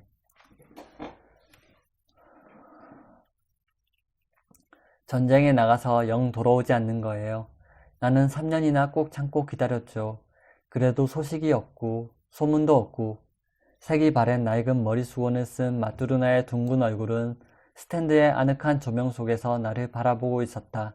주름살이며 평상시의 남루한 복장으로부터 해방이라도 된 듯이 무서운 선택을 앞에 두고 전율하는 처녀의 얼굴. 그렇다. 잘 아는 일이다. 나뭇잎이 지고 눈이 오고 그 눈도 녹았다. 다시 경작하고 다시 씨를 뿌리고 다시 곡식을 거두어 들인다. 또다시 나뭇잎이 지고 다시 눈이 내린다. 그리고 하나의 혁명, 이어서 또 하나의 혁명, 그리고는 세상이 완전히 바뀌어졌다. 그쪽 어머니가 돌아가신 다음 예핌이 결혼을 신청하더군요. 이 집에 일단 들어오기로 작정한 이상 역시 이 집으로 오라는 거예요. 예핌은 나보다 1살 아래였죠. 이 근처에서 성모 축일 후에 시집간 것은 영리한 처녀고 성 베드로 축일 뒤에 가는 것은 바보 처녀라고들 말하지만 예핀가에서는 일손이 모자랐기 때문에 나는 바보 처녀가 돼서 결혼식은 바로 성 베드로 축일이었어요. 그런데 그해 성 니콜라이 축일 조금 전에 파제이가 돌아오질 않았겠어요? 헝가리에 포로로 잡혀 있었다는 거예요. 마뚜르나는 눈을 감았다. 나는 침묵을 지키고 있었다. 마뚜르나는 그때의 일을 재현하려는 듯이 문간으로 얼굴을 돌렸다. 느닷없이 문지방에 서 있는 거예요. 나는 그만 앗 하고 비명을 질렀어요. 달려가서 껴안고 싶더군요. 하지만 그럴 수가 없었어요. 그러자 그분이 말하는 거예요. 이놈이 친동생이 아니었다면 너희 둘 다 도끼로 박살을 내고 마는 건데 라고요. 난 부르르 몸부림을 쳤다. 마뚜루나의 긴장감과 공포감으로부터 캄캄한 문지방에선 검은 수염의 사내가 마뚜루나를 향해서 도끼를 들어올린 광경을 생생히 머릿속으로 그릴 수가 있었다. 그러나 마뚜루나는 마음을 가라앉히고 앞에 놓인 의자 등에 몸을 기댄 채 노래하듯이 이야기를 계속했다. 정말이지 그분은 별난 사람이에요. 이 마을에도 젊은 처녀는 많았는데 좀처럼 장가를 들지 않는 거예요. 너하고 같은 이름을 찾는다. 두 번째 마뚜루나를 찾는다고 하면서 결국 리뽀뿌가 마을에서 정말 마뚜루나라는 처녀를 데려다가 따로 농가를 짓고 지금도 거기서 살고 있어요. 당신도 학교에 나갈 때 매일 그 옆을 지날 테지만 아, 그랬었구나. 제2의 마뚜루나라면 나도 몇 번 만난 적이 있다. 나는 그 여자가 마음에 들지 않았다. 그 여자는 마뚜루나한테 언제나 불평을 하러 오곤 했다. 올 때마다 남편이 주먹질을 한다거나 인색하다거나 이렇게 쓰라린 생활은 없을 거라고 말하면서 오랫동안 울곤 했다. 그 음성은 언제나 우는 목소리였다. 그러나 이 마뚜루나는 이제 조금도 그 여자에게 동정을 하고 있지 않았다. 파제이가 두 번째 마뚜루나를 때리고 집안에서 제멋대로 행동하는 것은 비단 어제 오늘에 시작된 것이 아니기 때문이다. 나는 한 번도 얻어맞진 않았어요. 하고 마뚜루나는 예피의 일을 상기하고 있었다. 다른 사내들하고는 싸움도 했지만 나를 때린 적은 한 번도 없었어요. 아, 딱 한 번. 내가 옳게 하고 싸움을 했더니 성을 내며 내 이마를 스푼으로 내리쳐 상처를 낸 적이 있었어요. 나는 확 달아올라 식탁 테이블에서 일어나서 너희들은 목을 매 죽어야 해. 게으름뱅이 같으니라고 라고 말하고 숲속으로 도망쳤답니다. 그 다음부터는 손을 대지 않더군요. 파제이 쪽에서도 불평을 할 만한 이유라곤 하나도 없을 것 같았다. 두 번째 마뚜루나는 6아이를 낳아서 그 막둥이 반편이 내 학급의 안토시까인 것이다. 6 다 무사히 길렀는데 이 마뚜루나와 예핌 사이에 태어난 아이들은 하나도 살아남지 못했기 때문이다. 어느 애건간에 생후 3개월이 지나기 전에 큰 병도 앓지 않고 모두 죽고 만 것이다. 옐레나라는 계집애는 목욕을 시키는 사이에 죽고 말았어요. 모처럼의 목욕물도 보람이 없이 내가 시집온 날은 성 베드로 축일이었는데 알렉산드르를 아는 6번째의 장례식은 공교롭게 성 베드로 축일이었습니다. 그래서 마을 사람들은 마뚜루나의 몸 어딘가에 썩은 곳이 있다고 말하기 시작했다. 내 몸 어딘가가 썩어 있는 거예요. 지금도 마뚜루나는 정색을 하며 고개를 끄덕이는 것이었다. 한 번은 옛날에 여승한테로 끌려갔더니 자주 재채기를 하라는 거예요. 썩은 곳이 재채기와 함께 개구리처럼 튀어나온다고 하면서 그래도 역시 튀어나오진 않았지만 그러는 사이 세월은 유수와 같이 흘러갔다. 1914년 파제이는 시력이 좋지 않아 군대로 끌려가지 않았지만 그 대신 예핌이 징집되어 갔다. 그리고 제1차 세계대전 때에 형이 행방불명이 되었듯이 제2차 세계대전 때에는 동생이 행방불명이 된 것이다. 그러나 동생은 2번 다시 돌아오지 않았다. 옛날에는 흥청거렸으나 지금은 댕그렁하게 텅 빈 이 집은 점점 헐어갔고 의자에 걷는 마뚜루나도 이 집에서 점점 늙어갔다. 그래서 마뚜루나는 학대받고 있는 또 한 사람의 마뚜루나에게 당신이 낳은 자식을 혹은 파제이의 피를 계승할 자식을 갖고 싶다고 말하고 맏딸 끼라를 양녀로 맞아들었다. 끼라는 이 집에서 친딸과 다름없이 마뚜루나의 죽은 아이들을 대상으로 10년 동안 양육되었다. 그리고 내가 하숙을 정하기 조금 전에 체르스지의 젊은 기관수한테 시집을 갔다. 지금 마뚜루나를 도와주고 있는 것은 이 끼라뿐이다. 때때로 설탕을 보내주기도 하고 돼지를 잡았을 때는 비계덩어리를 조금씩 나누어 주기도 했다. 파제의 노인은 물론 오늘 중으로 운반을 마치고 싶었으므로 아들과 사위에게 논쟁을 그만두라고 지시했다.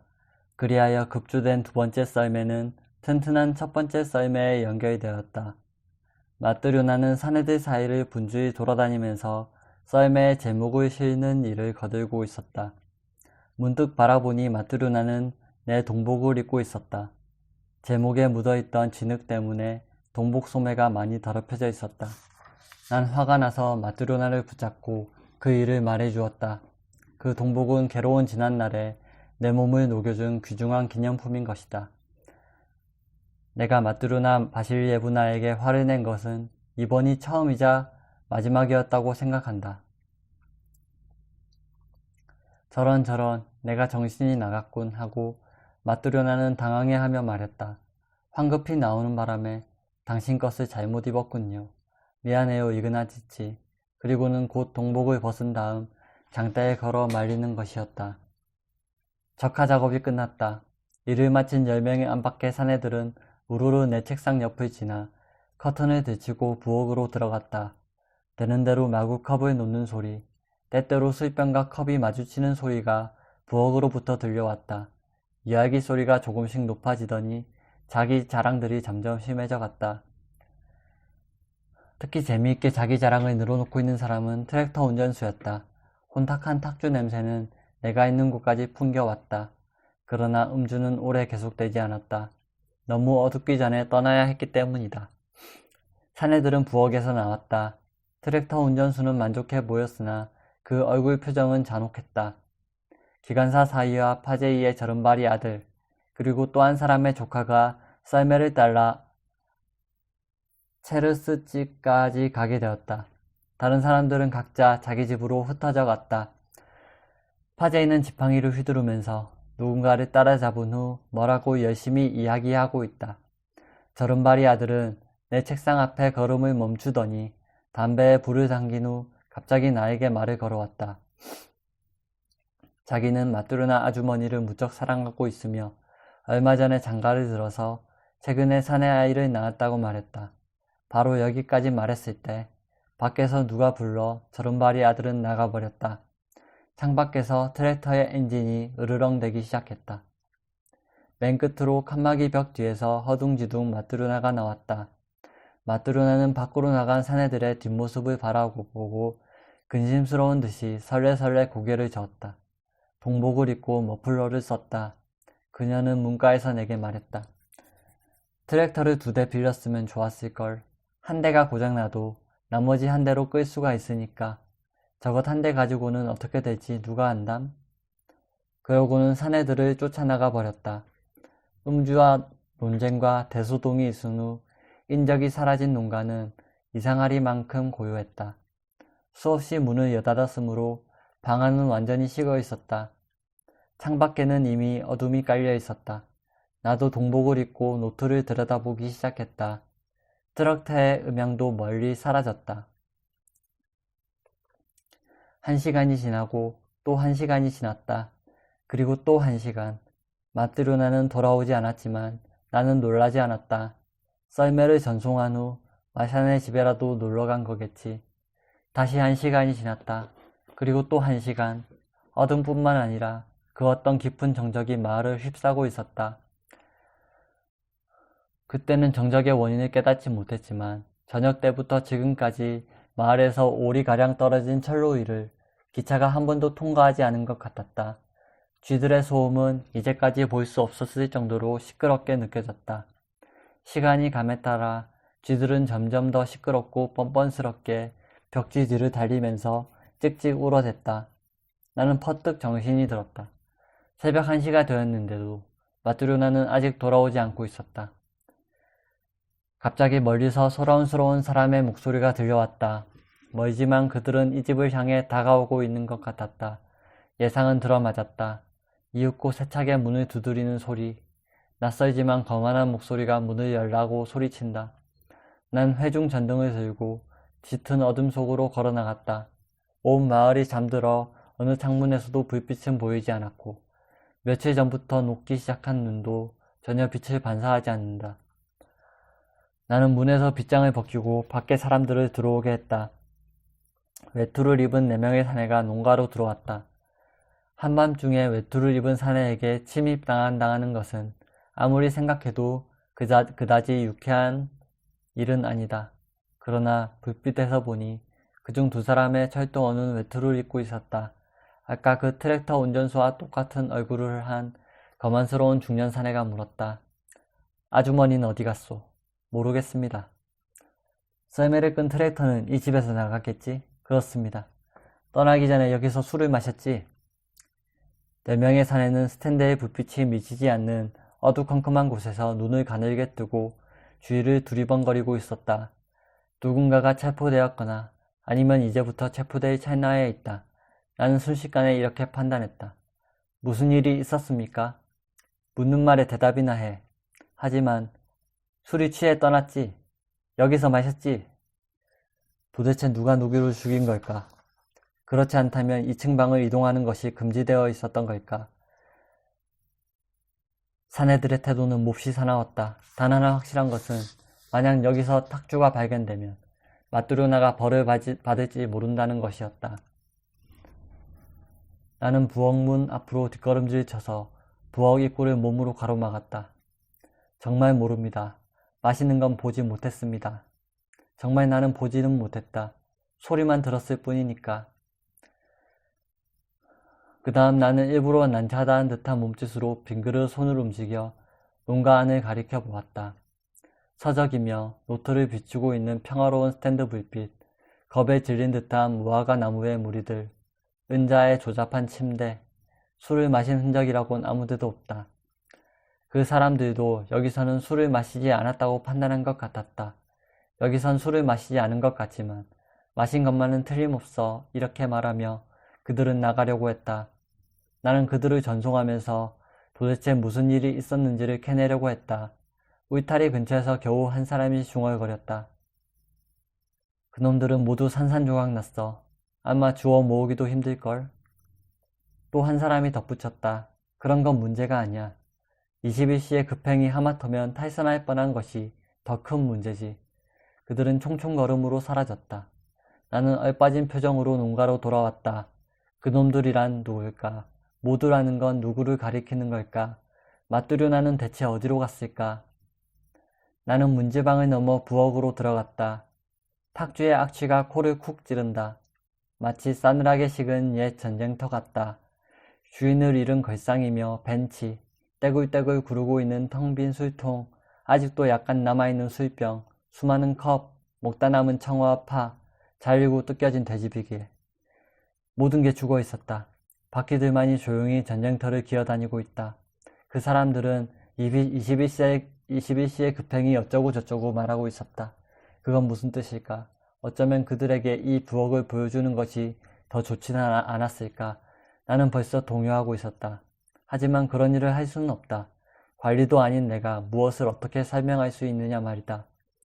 느닷없이 문이 열리는 소리가 들린다. 나는 황급히 문간으로 나갔다. 마뚜르나? 문이 열렸다. 양 손바닥을 마주잡고 비틀거리면서 들어온 것은 마뚜르나의 친구 마샤였다. 마뚜르나가 말이오, 이그나찌찌. 나는 마샤를 앉혔다. 소리내어 울면서 마샤는 이야기했다. 건널목은 좀 높은 데 있고 양쪽은 가파른 경사를 이루고 있다. 이 건널목에는 횡목이 없다.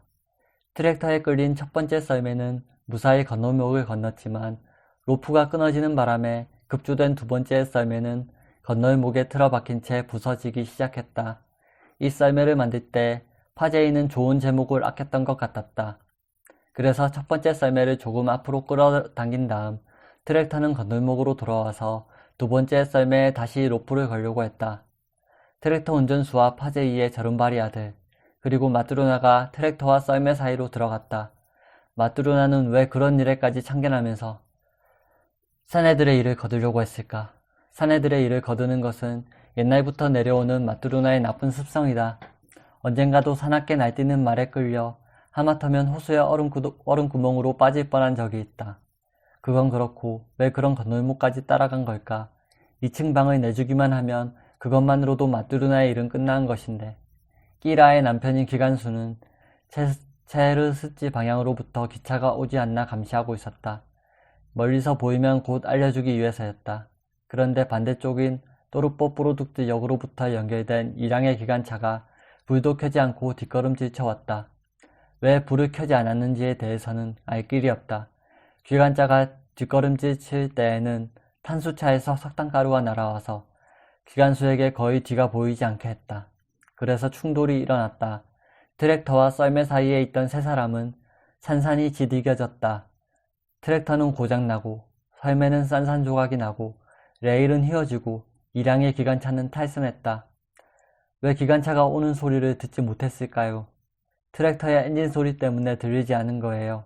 시체는 내주질 않는군요. 주위에 새끼줄을 쳐두고.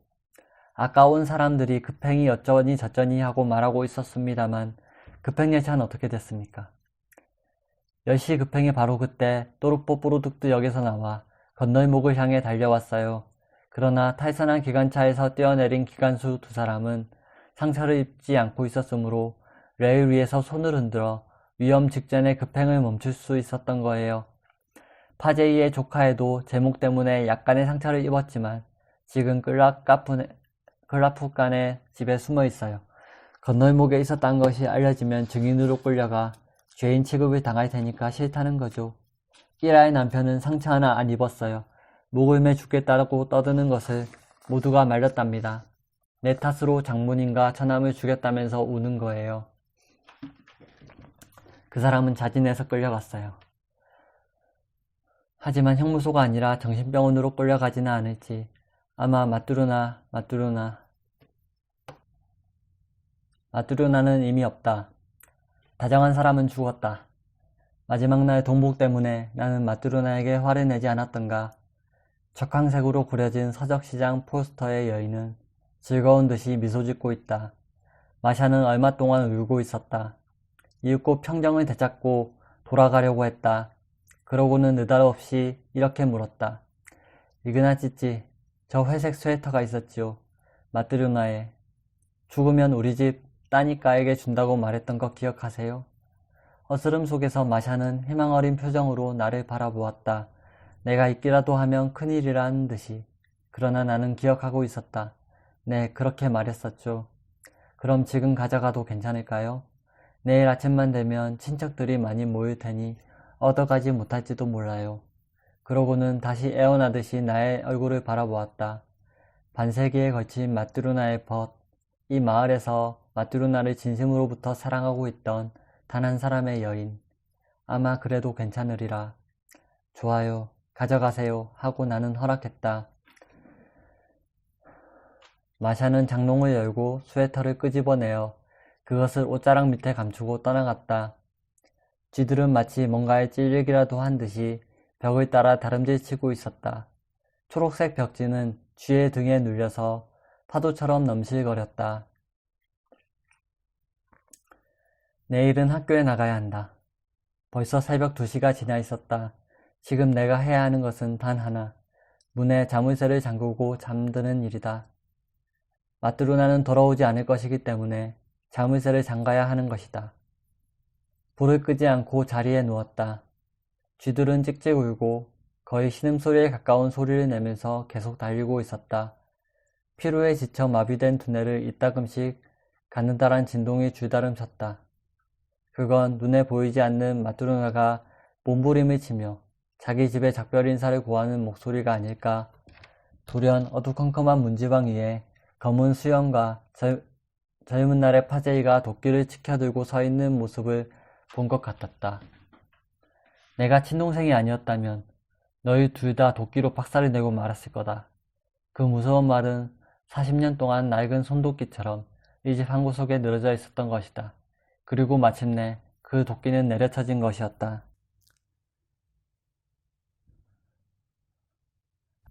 마뚜르나의 집 잘 들으셨어요?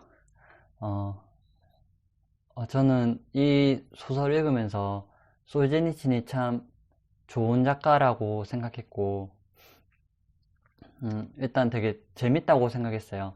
소설 내용 자체는 뭐 어떤 소련 사회주의 정권의 어떤 부패나 아니면 불합리한 점이나 거기서 희생당하는 민중, 이렇게 좀 어찌 보면 무겁고 어려운 소재를 다루고 있는데도 소설 자체는 되게 재밌고 흡입력이 있는 것 같고 되게 유머러스한 것 같고 어, 저는 이제 개인적으로는 마뚜르나 집에 막 바퀴벌레랑 쥐랑 이런 게 많이 살잖아요. 그래서 막 그런 걸 그런 바퀴벌레 기어다니는 소리, 쥐 기어다니는 소리 이런 거를 또 막 다리 저는 고양이나 이런 거를 되게 재밌게 묘사했다는 느낌을 받았고 읽으면서 막 하하 웃으면서 읽었습니다. 그리고 솔제니친 소설은 실제로 흡입력도 참 대단한 것 같고 제가 그 솔제니친의 이반 데니소비치 하루를 고등학교 1학년 때 친척 누나 집 갔다가 우연히 딱 읽었는데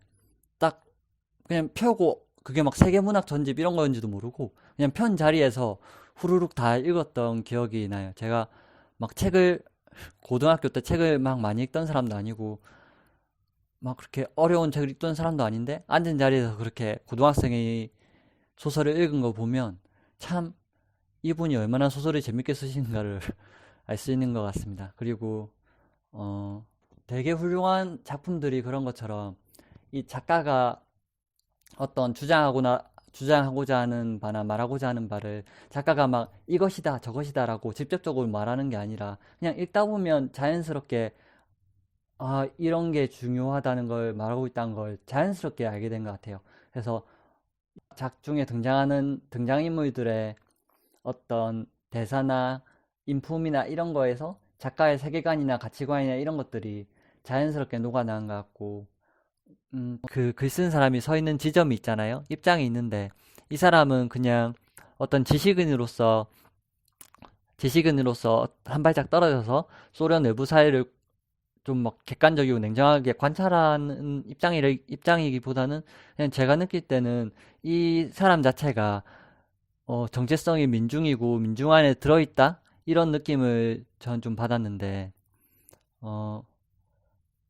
제가 그렇다고 느낀 이유는 이 사람이 이 소설을 쓰는 걸 보면 이 농촌 생활의 어떤 세세한 부분까지 정확하게 알고 있다는 그런 느낌 받았거든요. 그러니까 예를 들면 이 마뚜르나가 그 텃밭을 가꾸는데 텃밭에서 맨날 그 감자가 되게 작고 막 안 좋은 감자만 막 나오잖아요. 근데 그게 막 비료를 안 줘서 그렇고 매년 땅에 계속 같은 감자만 계속 심으니까 감자가 작게 나올 수밖에 없다는 뭐 이런 묘사라든지 아니면 뭐 사냥풀을 배우려고 막 풀베러 막 다닌다든지 이런 것들은 그냥 단순히 막 상상해서 쓸 수 있는 게 아니고 그 경험을 실제로 해보고 그 생활을 해보지 않으면 쓸 수 없는 거라는 그런 생각을 했어요. 그리고 이 솔제니치라는 작가 자체가 약간 그 반사회적인 그러니까 사회 비판적인 작가라서 이 스탈린을 비판하는 말을 했다가 실제로 강제 노동 수용소에 잡혀간 적이 있었대요. 그래서 거기서 한 8년인가를 있었고 실제로 거기서 그 벽돌로 이제 집 짓는 그런 노동을 되게 오랫동안 했다고 하더라고요. 그래서 이 실제로 사람들이 살아가는 실제 생활이나 아니면 노동이나 이런 거에 대해서 되게 잘 아시는 분이 아닌가 이런 생각했습니다. 그리고 어떤 이 체제의 부조리함이나 폭력성이나 그리고 그런 것들 때문에 항상 고통받는 민중에 대해서 항상 문제의식을 가지고 안타까워 하셨던 것 같고 그래서 이 마뚜로나라는 인물 자체가 이 체제의 체제의 폭력성을 이분이 삶을 통해서 볼 수 있잖아요. 예를 들면 이분이 가난하고 몸이 아픈 노파고 또 실제로 그 남편을 통해서 어떤 연금을 받을 수 있는 자격이 충분한데도 연금을 못하고 연금을 타려고 해도 어떤 부조리하고 비합리적인 어떤 관료제 때문에 계속해서 연금을 못하죠. 그래서 이런 걸 보면서 약간 그 카프카의 어떤 성을 본 듯한 그러니까 마뚜르나가 연금을 못 타서 막 고생하는 걸 보면서 약간 카프카의 성 같은 느낌도 약간 들었었고 또 이렇게 막 연금 한 푼 못 받으면서도 집단 노동에서 막 끌어다니면서 일 시킬 건 또 다 시키잖아요. 이 아픈 사람을. 그런 걸 보면서 이 작가가 이 소련의 공산주의 체제에 대해서 모순이나 문제점에 대해서 나름대로 문제의식이 되게 많았던 분 같습니다. 그리고 마뚜르나의 삶에는 또 어떤 세계사가 다 들어있어서 이 첫째 그 연인을 잃은 것도 첫째 연인과 이제 결혼을 못한 것도 1차 세계대전 때문이었고, 그렇게 해서 또 다른 남자랑 결혼을 했는데 그 남자조차도 또 전쟁에 끌려나가서 그 남자랑도 이제 잘 살지를 못하고, 또 자기가 낳은 아이가 여섯이 있었는데 그 아이들이 다 좀 제대로 자라기도 전에 되게 어린 나이에 그 아이들을 차례로 다 잃잖아요. 그게 어머니로서 진짜 엄청난 고통이었을 거라는 생각이 들었고, 그래서 이 마뚜루나라는 분의 삶은 어떤 체제의 고통이나 역사의 아픔이나 개인적인 고통 이런 게 막 중첩돼 있는 되게 고되고 힘들고 고통스러운 삶이었음이 분명한데도, 이 마뚜루나 할머니는 그렇게 고된 삶을 살면서도 선량함을 절대 잃어버리지 않고 밝음을 잃어버리지 않고 자기 집에 하숙하고 있는 사람들 항상 상냥하게 대하고, 이웃들이 도와달라고 하면 다 도와주고 나눠달라고 하면 다 나눠주고, 없는 형편에도 자기 집에 누군가 대접할 사람이 오면 항상 막 자기는 안 먹으면서도 푸짐하게 베푸잖아요. 어떻게 보면 되게 어리석어 보일 정도로 착하기만 한 마뚜르나를 통해서 우리가 지향해야 할 어떤 인간상을 보여주려고 한 게 아닌가 그런 생각도 들고, 또 우리가 사는 세상이 이나마 유지되고 있는 거는 그 마뚜르나 같은 분들이 그냥 조용히 제 몫을 하면서 살고 있기 때문이 아닌가 이런 생각도 들었습니다. 어, 오늘 첫 방송 들어주셔서 감사하고요. 다음에 또 좋은 책 가지고 찾아오겠습니다. 마지막으로 마뚜르나의 집 마지막 부분 낭독하고 마치겠습니다. 들어주셔서 감사합니다.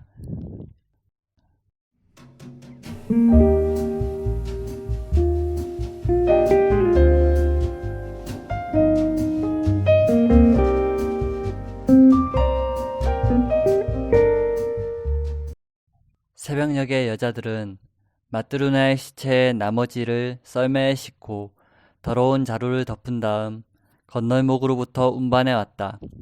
시체를 씻기 위해 자루를 들춰보니 참혹하기 그지없다. 두 다리와 동체의 절반과 왼쪽 팔이 없다. 한 여인이 말했다. 오른팔은 기도를 드릴 수 있게. 하느님이 남겨주셨군. 오른팔로라도 기도드릴 수 있게. 마뚜르나가 그토록 사랑했던 무화과 나무. 언젠가 밤중에 연기에 쌓여 눈을 떴을 때 그녀는 불을 끄기보다 앞서 무화과 나무부터 마루에 던졌던 것이다.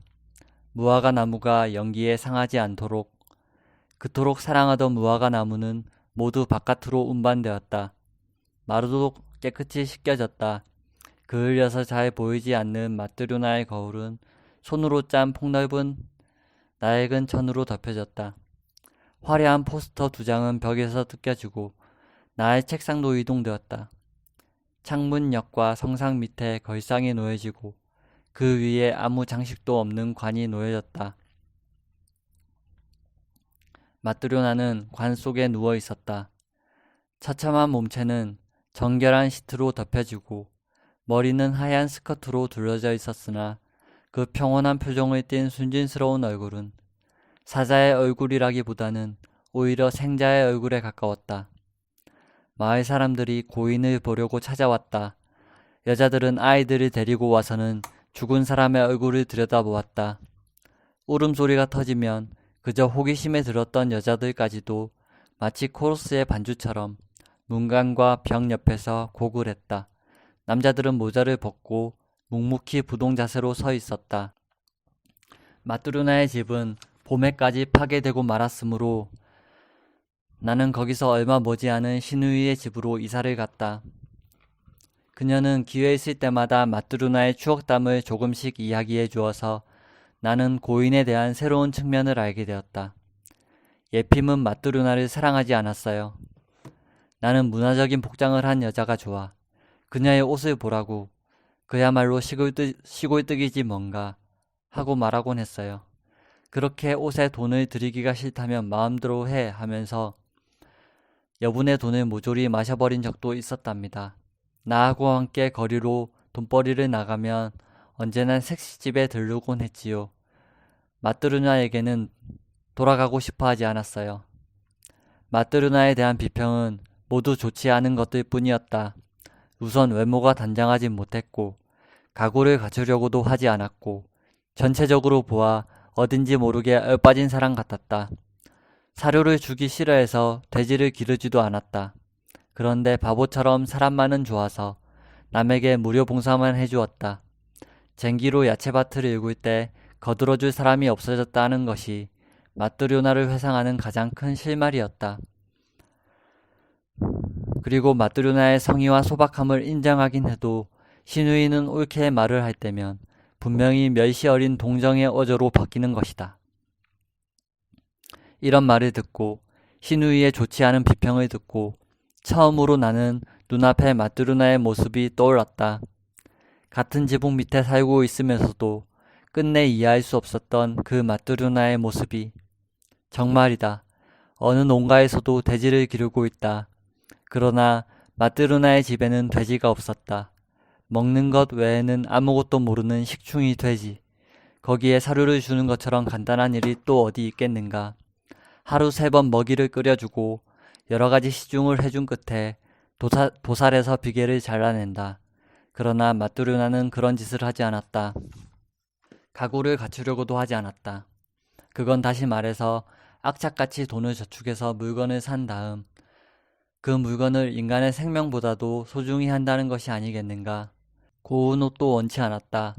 악덕이나 기형을 아름답게 장식하기 위한 고운 옷을 자기 남편에게조차 이해받지 못한 채 버림받은 여인.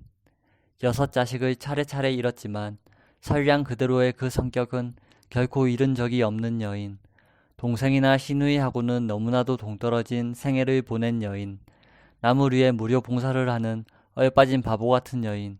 이 여인은 죽었을 때 모아둔 것도 없었다. 더러운 사냥과 절름발이 고양이와 무화과 나무뿐. 우리는 이 여인 바로 옆에서 누구 한 사람도 이 여인이 존경할 만한 사람이었다는 것을 몰랐다. 속담에도 있듯이 존경할 만한 사람이 없으면 마을은 성립되지 않는다. 거리도, 우리들의 지구 전체도.